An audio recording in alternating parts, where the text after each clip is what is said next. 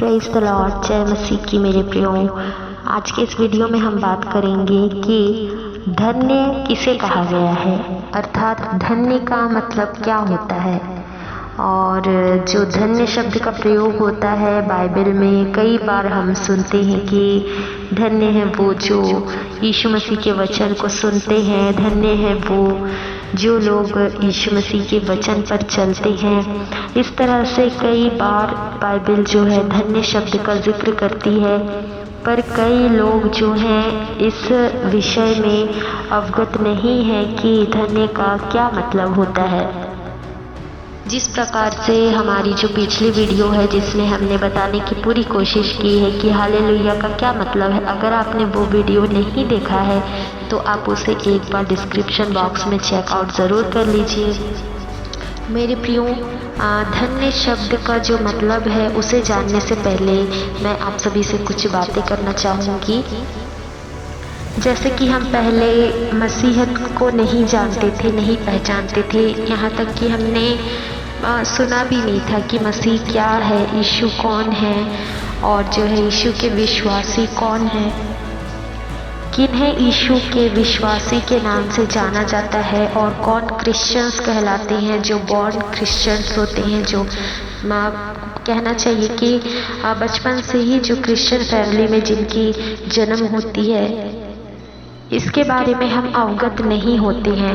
तो सबसे पहले तो मैं आप सभी को बता दूं, विश्वासी विच मीन्स इसका मतलब कि बिलीवर्स जो होते हैं वो हम जैसे लोग हैं जो कि यीशु मसीह के पीछे चलते हैं और यीशु पर विश्वास करते हैं।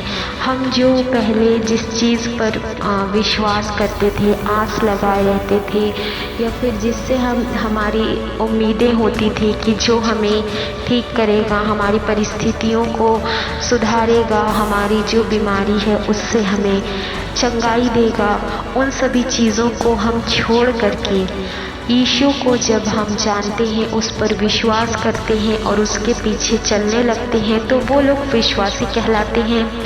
और जो लोग पैदाइशी, जो बचपन से ही क्रिश्चियंस फैमिली में जिनकी जन्म होती है, वो लोग जो है क्रिश्चियंस कहलाते हैं। अब मैं आप सभी को बताना चाहूँगी कि विश्वासी भी कई प्रकार के होते हैं।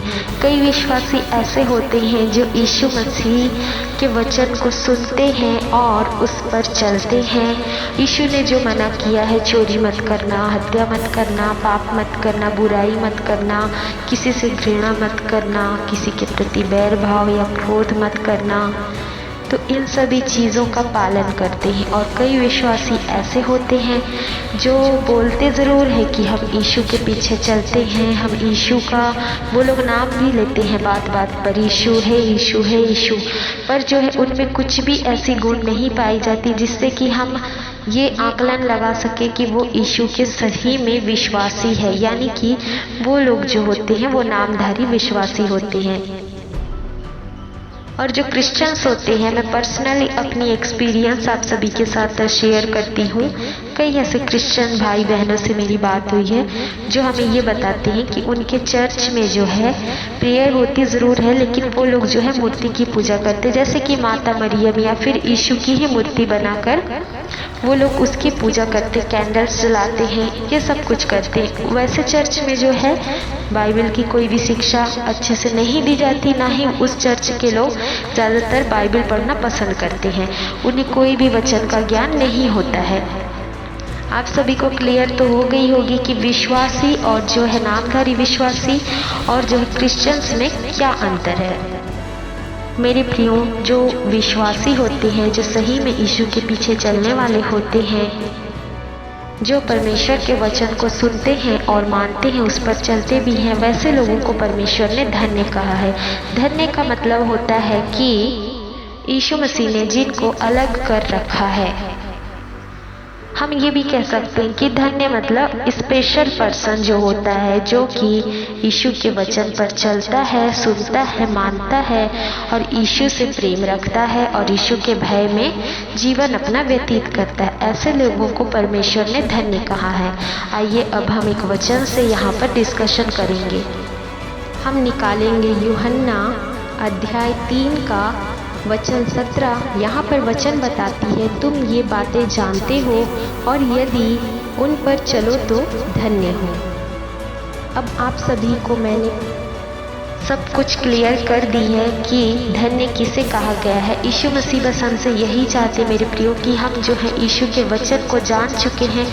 अगर आप में से कोई नहीं जानता तो वचन को पढ़िए तो आपको सब कुछ समझ में आ जाएगा।